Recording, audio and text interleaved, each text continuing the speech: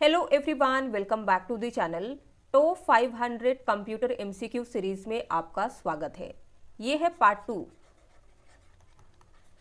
जिसमें हम 50 बहुत ही महत्वपूर्ण कंप्यूटर एमसीक्यू कवर करेंगे जो एसएससी, बैंकिंग, रेलवे और सभी कॉम्पिटिटिव एग्जाम के लिए बेहद जरूरी है।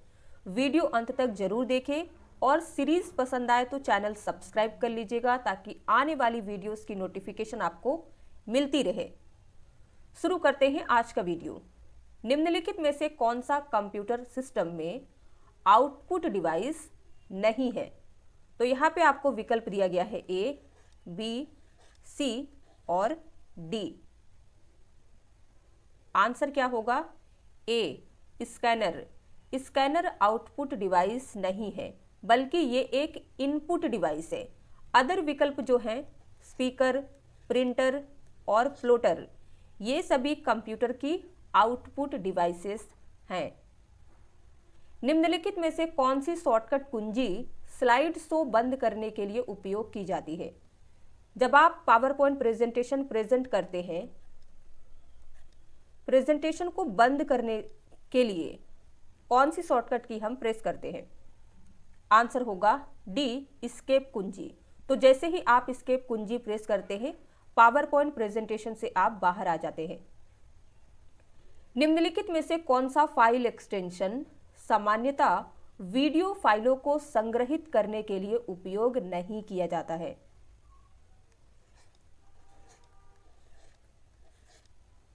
आंसर है सी, .pdf।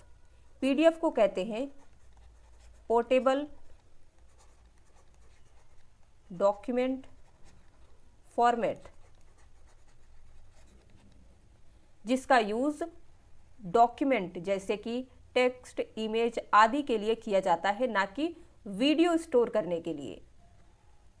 वीडियो को स्टोर करने के लिए हम .avi, .flu और .mp4 फाइल एक्सटेंशन का यूज करते हैं। सीपीयू का पूर्ण रूप क्या है? ध्यान से देखिए। सही उत्तर है D, central processing unit. Internet शब्दावली में HTTPS का क्या अर्थ है?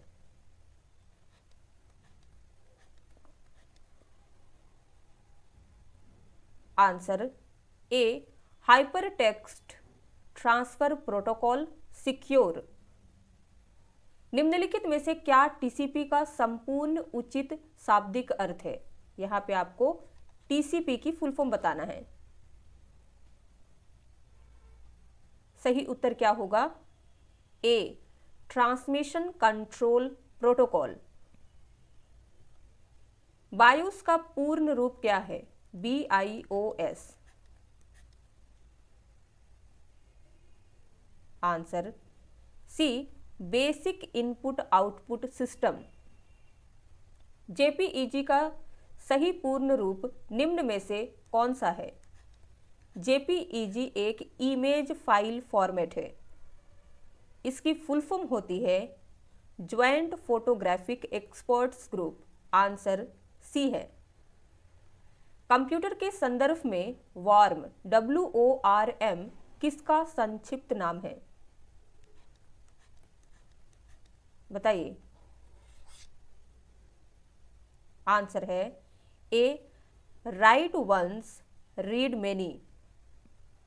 सूचना प्रौद्योगिकी में NIU का अर्थ क्या है?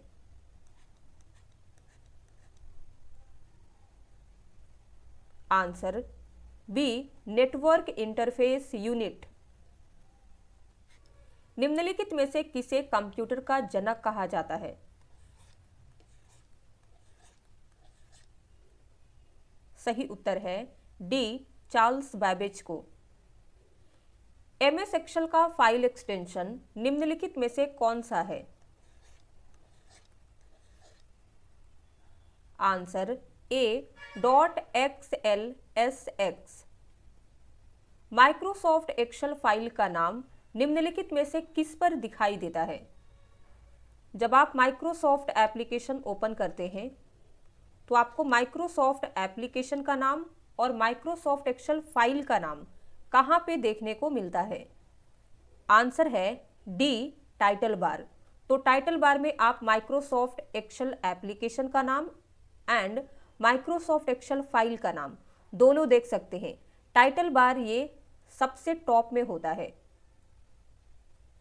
एमएस एक्सेल में आप निम्नलिखित में से किस शॉर्टकट की का उपयोग पूरी रो को चयन करने के लिए कर सकते हैं? अगर आपको माइक्रोसॉफ्ट एक्सेल में पूरी रो सिलेक्ट करनी है तो कौन सी शॉर्टकट की प्रेस करिएगा? Answer D, shift plus space की। माइक्रोसॉफ्ट ऑफिस में प्रिंट प्रीव्यू विंडो किस फंक्शन की द्वारा डिस्प्ले की जा सकती है? माइक्रोसॉफ्ट ऑफिस यानी कि आप वर्ड, एक्सेल, पावर पॉइंट किसी का भी यूज कर रहे हो, प्रिंट प्रीव्यू विंडो डिस्प्ले करने के लिए शॉर्टकट यूज करिएगा कंट्रोल प्लस F2। आंसर है डी। माइक्रोसॉफ्ट वर्ड में चयनित टेक्स्ट के लिए हाइपरलिंक इंसर्ट करने के लिए निम्नलिखित में से किस कीबोर्ड शॉर्टकट का उपयोग किया जाता है? माइक्रोसॉफ्ट वर्ड में अगर आपने कोई टेक्स्ट सिलेक्ट करके रखा है, उस पर हाइपरलिंक इंसर्ट करना चाहते हैं, तो इनमें से कौन सी शॉर्टकट प्रेस करिएगा? आंसर है ए, कंट्रोल प्लस के। अब यहाँ पे एक चीज आपको और याद रखना है, अगर हमें पावर पॉइंट या माइक्रोसॉफ्ट एक्सेल में हाइपरलिंक इंसर्ट करनी है तो फिर हम कौन सी शॉर्टकट यूज करेंगे? तो आंसर होगा कंट्रोल के। तो कंट्रोल के की मदद से आप माइक्रोसॉफ्ट के सभी एप्लीकेशन में हाइपरलिंक इंसर्ट कर सकते हैं। एमएस वर्ड में कंट्रोल प्लस होम का प्रयोग किसके लिए किया जाता है? कंट्रोल की के साथ में होम की प्रेस करते हैं तो माइक्रोसॉफ्ट वर्ड में क्या होता है? आंसर है ए, कर्सर को डॉक्यूमेंट की शुरुआत में ले जाता है।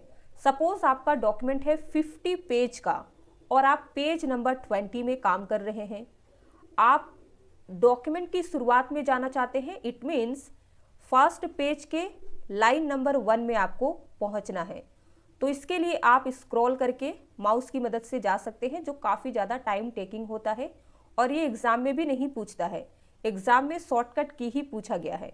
तो डॉक्यूमेंट की शुरुआत में जाने के लिए कंट्रोल प्लस होम की प्रेस करेंगे तो ये हमें डायरेक्ट ले जाके पहुंचा देगा। रीडू के लिए शॉर्टकट कुंजी क्या है? बताइए, रीडू ऑपरेशन के लिए शॉर्टकट कुंजी क्या है? आंसर है A, control plus Y. Control X का यूज हम करते हैं कट के लिए, कंट्रोल जेड का यूज होता है अंडू के लिए, कंट्रोल यू का यूज किया जाता है अंडरलाइन के लिए। यूएसबी पेन ड्राइव किस प्रकार का स्टोरेज डिवाइस है? अगर आपसे पूछे कि कंप्यूटर सिस्टम में स्टोरेज डिवाइस के कितने टाइप है तो आप कौन कौन से टाइप बताइएगा? तो पहले 2 टाइप होता है, पहला प्राइमरी, दूसरा सेकेंडरी। तो पेन ड्राइव प्राइमरी स्टोरेज तो नहीं है क्योंकि प्राइमरी मेमोरी का टाइप में आता है रैम रोम। तो यूएसबी पेन ड्राइव कौन सा स्टोरेज डिवाइस होगा? Secondary storage device. निम्नलिखित में से कौन सी विशेषता कंप्यूटर की नहीं है? पिछले वीडियो में हमने कंप्यूटर की 4 विशेषताएं पढ़ी है। अब यहाँ पे बताइए कंप्यूटर की विशेषता कौन सी नहीं है? तो आंसर होगा डी, IQ। ये कंप्यूटर की विशेषता नहीं है। कंप्यूटर की विशेषता में आएगा ए, बहुमुखी प्रतिभा, बी, शुद्धता और सी, परिश्रम। ये तीनों कंप्यूटर के विशेषताएं हैं। निम्नलिखित में से किसने लेजर प्रिंटर का आविष्कार किया था? प्रिंटर कितने टाइप का होता है? तो प्रिंटर के भी 2 टाइप होते हैं, इम्पैक्ट प्रिंटर एंड दूसरा टाइप है नॉन इम्पैक्ट प्रिंटर। इसके बाद आप जितने भी प्रिंटर के टाइप पढ़ते हैं इन्हीं 2 टाइप में आता है।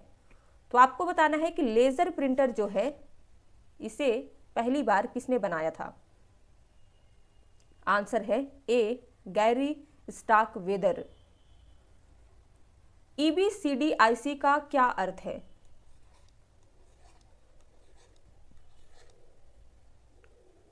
सही उत्तर है A, extended binary coded decimal interchange code. Booting शब्द का क्या अर्थ है? ए, कंप्यूटर चालू करना, बी, नया सॉफ्टवेयर इंस्टॉल करना, सी, कंप्यूटर बंद करना, और डी आपको दिया गया है मेमोरी को अपग्रेड करना। क्या होगा सही मीनिंग? आंसर है ए, कंप्यूटर चालू करना। तो कंप्यूटर चालू करने की प्रोसेस को हम बूटिंग कह सकते हैं। एमएस एक्सेल में नई वर्कशीट बनाने के लिए कौन सा शॉर्टकट प्रयोग किया जाता है?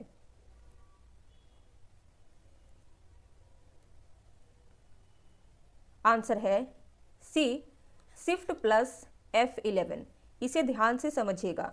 जब आप माइक्रोसॉफ्ट एक्सेल ओपन करते हैं तो आपको डिफ़ॉल्ट रूप से एक सीट दी जाती है जिस पे आप काम करते हैं। अब आपको एक नई वर्कशीट, इसी सीट को वर्कशीट कहते हैं। जो वर्किंग एरिया होता है एक्सेल का उसे हम वर्कशीट कहते हैं। तो सीट 1 आपको डिफ़ॉल्ट रूप से दिया जाता है। अब आपने इस पे काम कर लिया, अब आपको एक नई वर्कशीट की ज़रूरत है तो आप शिफ्ट प्लस F11 जैसे ही प्रेस करिएगा आपको सीट 2 देखने को मिलेगा। अब अगर आप एक्सेल की नई फाइल ओपन करना चाहते हैं तो कंट्रोल N का यूज़ करेंगे। यहाँ पे कंफ्यूज नहीं होइएगा। नई वर्कशीट बोला है तो शिफ्ट F11 होगा। नई एक्सेल फाइल या नई वर्कबुक बोलता तो फिर हमारा आंसर कंट्रोल N होता। डैश का काल मुख्य रूप से चौथी पीढ़ी के कंप्यूटरों का समय था। यहाँ पे आपको बताना है कि चौथी पीढ़ी के कंप्यूटर्स जो थे उनका समय अवधि क्या था? Time period. आंसर है ए, 1971 से 1980। कंप्यूटर की 5वीं पीढ़ी समानांतर प्रोसेसिंग हार्डवेयर और डैश पर आधारित है। समानांतर इसे कहते हैं पैरेलल। बताइए आंसर होगा डी, कृत्रिम बुद्धिमत्ता जिसे कहते हैं आर्टिफिशियल इंटेलिजेंस। तो कंप्यूटर की 5th जनरेशन बेस्ड है parallel processing hardware and artificial intelligence पर। तीसरी पीढ़ी के कंप्यूटर डैश का प्रयोग करते थे।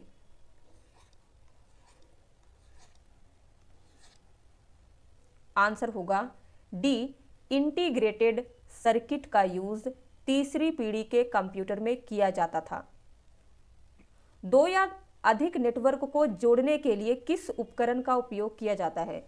हब, राउटर, स्विच या फिर मॉडेम? आंसर है बी, राउटर।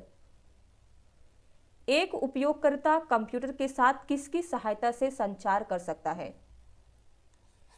एक उपयोगकर्ता कोई भी हो सकता है। सपोज आप ही हैं, आपको कंप्यूटर से बातचीत करनी है तो कैसे कर सकते हैं? किसकी मदद से कर सकते हैं?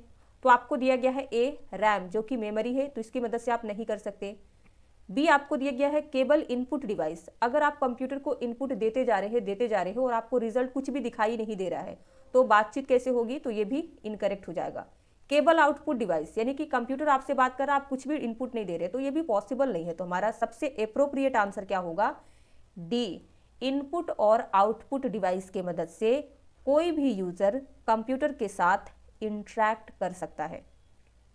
निम्नलिखित में से कौन सी मेमोरी इकाई अन्य उपलब्ध विकल्पों की तुलना में सबसे बड़ी है? ए, किलोबाइट, बी, गीगाबाइट, सी, टेराबाइट और डी है मेगाबाइट। सबसे बड़ी कौन सी है ये बताइए। तो आंसर क्या होगा? सी, टेराबाइट। यहाँ पे सबसे छोटी की बात करें तो आएगा किलोबाइट, सेकेंड में आएगा मेगाबाइट, थर्ड में आएगा गीगाबाइट एंड फोर्थ में आएगा टेराबाइट।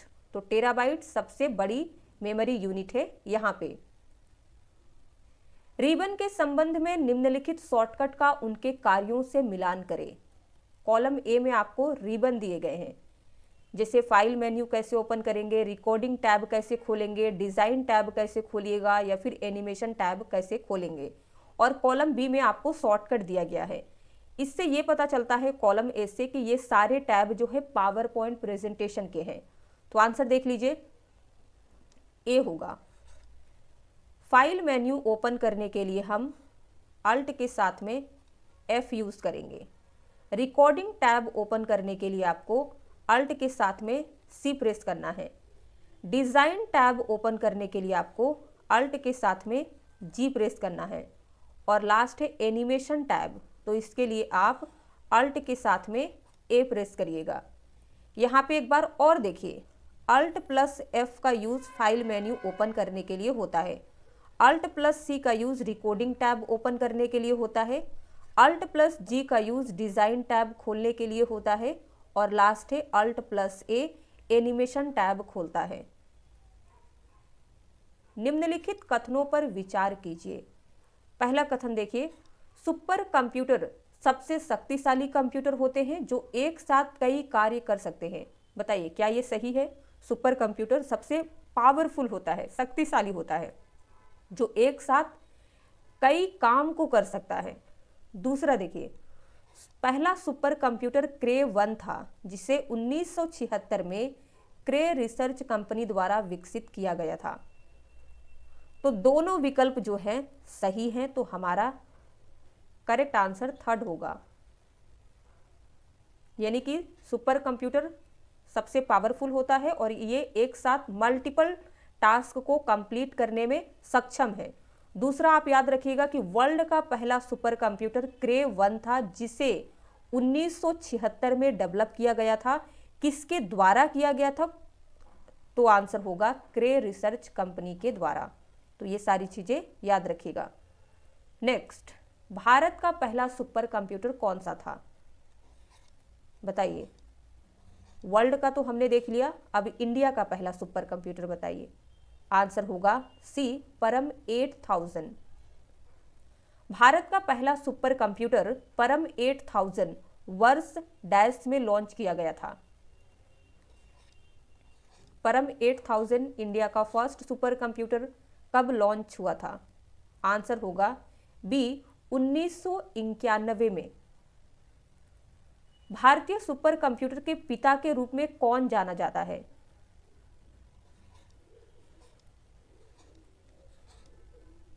आंसर होगा ए, विजय भाटकर। निम्नलिखित में से कौन सा घटक सीपीयू का हिस्सा नहीं है? पहला है ए, अर्थमेटिक लॉजिक यूनिट जिसे ALU कहते हैं, तो ये सीपीयू का हिस्सा है। बी देखिए, कंट्रोल यूनिट जिसे शॉर्ट में लिखते हैं CU, तो ये भी सीपीयू का हिस्सा है। डी है कैश मेमोरी, तो ये भी सीपीयू का हिस्सा है। तो आंसर हमारा होगा सी, रैंडम एक्सेस मेमोरी जिसे शॉर्ट में कहते हैं रैम। रैम सीपीयू से अलग होती है और ये मदरबोर्ड या अन्य मेमोरी मॉड्यूल पर मौजूद होती है, ना कि सीपीयू का हिस्सा है। मेल मर्ज में डेटा स्रोत क्या है? मेल मर्ज माइक्रोसॉफ्ट वर्ड का मोस्ट इंपॉर्टेंट और सबसे ज्यादा यूज होने वाले फीचर में से एक है। तो आपको बताना है कि मेल मर्ज में डेटा स्रोत क्या है। सही उत्तर देखिए बी, नाम और पते जैसे परिवर्तनशील डेटा वाला एक डॉक्यूमेंट, जिसमें रिसीवर जो जिसके लिए भी हम लेटर रेडी करते हैं उसका नाम और पता होता है, ऐसे परिवर्तनशील डेटा वाले डॉक्यूमेंट को डेटा स्रोत कहते हैं मेल मर्ज में। मेल मर्ज से रिलेटेड और भी MCQ हम आगे देखेंगे तो आपको ज़्यादा क्लियरिटी होगा। मेल मर्ज से एग्जाम में प्रश्न पूछा जाता है। निम्नलिखित में से कौन सा सॉफ्टवेयर की श्रेणी से संबंधित नहीं है? ए, यूटिलिटी, तो सॉफ्टवेयर है। सी, लैंग्वेज प्रोसेसर जैसे कि कंपाइलर, असेंबलर, इंटरप्रेटर, ये सभी क्या है? तो ये भी सॉफ्टवेयर होते हैं। ऑपरेटिंग सिस्टम, तो ऑपरेटिंग सिस्टम भी सॉफ्टवेयर का ही टाइप है। ऑपरेटिंग सिस्टम को सिस्टम सॉफ्टवेयर भी कहते हैं। तो हमारा करेक्ट आंसर हो जाएगा बी, ALU, ये सॉफ्टवेयर नहीं है। कंप्यूटर के बारे में निम्नलिखित में से कौन सा कथन सही है? एक एक करके रीड करते हैं। ए, कंप्यूटर केवल हार्डवेयर से बना होता है, तो क्या ये सही है? तो आंसर है नहीं। नेक्स्ट है, एक कंप्यूटर केवल सॉफ्टवेयर से बना होता है, तो ये भी इनकरेक्ट है। सी देखिए, कंप्यूटर सभी सूचनाओं को अपने आप व्यवस्थित कर सकता है, तो ये भी इनकरेक्ट है। कंप्यूटर किसी भी इंफॉर्मेशन को खुद ही ऑर्गेनाइज नहीं कर सकता है, उसके लिए यूज़र की ज़रूरत होती है, सॉफ्टवेयर की ज़रूरत होती है, हार्डवेयर की ज़रूरत होती है, ऐसे आप समझ सकते हैं। तो सही उत्तर हमारा क्या होगा? बी, कंप्यूटर एक इलेक्ट्रॉनिक उपकरण है जो डेटा को संग्रहित, पुनर्प्राप्त और संसाधित करता है, यानी कि डेटा को स्टोर, रिट्रीव और प्रोसेस करता है। कंप्यूटर की स्थायी मेमोरी को क्या कहते हैं? स्थायी मेमोरी, जिसे परमानेंट मेमोरी कह सकते हैं, जो पावर कट होने के बाद भी हमारे डेटा को सेव रखती है, ऐसी मेमोरी को कहते हैं रोम। ईपीरोम और डबल ईपीरोम दोनों क्या है? ध्यान से सभी विकल्प को देखिए, फिर आंसर बताइए। आंसर है बी, रीड ओनली मेमोरी, यानी कि रोम। अब ये ऐसा क्यों है? तो रोम के टाइप की अगर बात करें तो कौन कौन से होते हैं? तो पहला टाइप आप कहेंगे पी रोम, दूसरा टाइप है ईपी रोम, थर्ड टाइप आता है डबल ईपी रोम। तो अगर आपसे कहे कि ईपी रोम और डबल ईपी रोम दोनों क्या हैं और विकल्प में आपको रीड ओनली मेमोरी दिया गया है, तो हम इस पे टिक कर सकते हैं। कंप्यूटर वायरस क्या होता है? ए, सॉफ्टवेयर जो कंप्यूटर को क्षतिग्रस्त होने से बचाता है। तो ये बिल्कुल गलत है, क्योंकि कंप्यूटर वायरस सॉफ्टवेयर तो है, लेकिन ये हमारे कंप्यूटर को क्षतिग्रस्त होने से बचाता नहीं है, बल्कि क्षतिग्रस्त करता है। बी देखिए, एप्लीकेशन सॉफ्टवेयर जो विभिन्न प्रकार के वायरस और वॉर्म्स में अंतर में मदद करता है। तो ये भी इनकरेक्ट होगा, वायरस एप्लीकेशन सॉफ्टवेयर नहीं है। और आप इसे ऐसे भी कह सकते हैं कि ये हमें ये नहीं बताता है कि ये वायरस है और ये वॉर्म्स है। डी है, प्रोग्राम जो आपके कंप्यूटर में समस्याओं को ठीक करता है। तो कंप्यूटर वायरस प्रोग्राम तो है, लेकिन ये हमारे कंप्यूटर सिस्टम के समस्याओं को ठीक नहीं करता है, बल्कि उसकी समस्याओं को बढ़ाता है। तो सही उत्तर क्या होगा? सी, कंप्यूटर वायरस एक प्रोग्राम है जो स्वयं फैलता है और अन्य प्रोग्राम को नष्ट कर देता है, यानी कि जो हमारा यूजफुल प्रोग्राम्स होते हैं, डेटा होते हैं, उन्हें डैमेज करता है। ईपी रोम का विस्तृत रूप क्या है?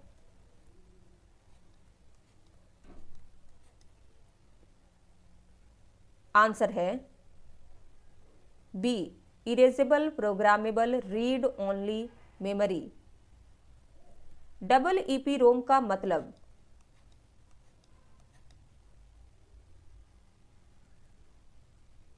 Answer D, electrically erasable programmable read only memory.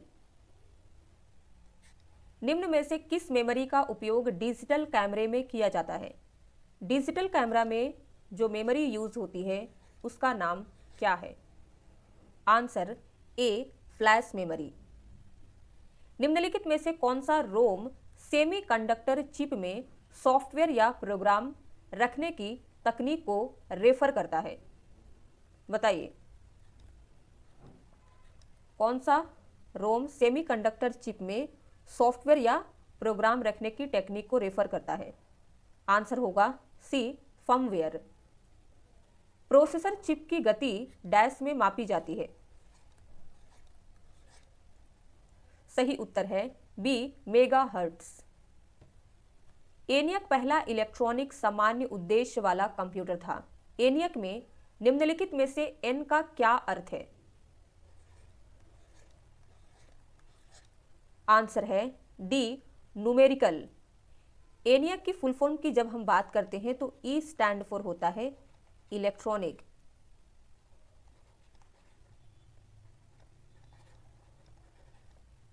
Electronic, N तो हमने देखा न्यूमेरिकल है। आई को कहेंगे इंटीग्रेटेड, इंटीग्रेटर और ग्रेटेड। ए होता है एंड। लास्ट है सी, सी स्टैंड फॉर कंप्यूटर।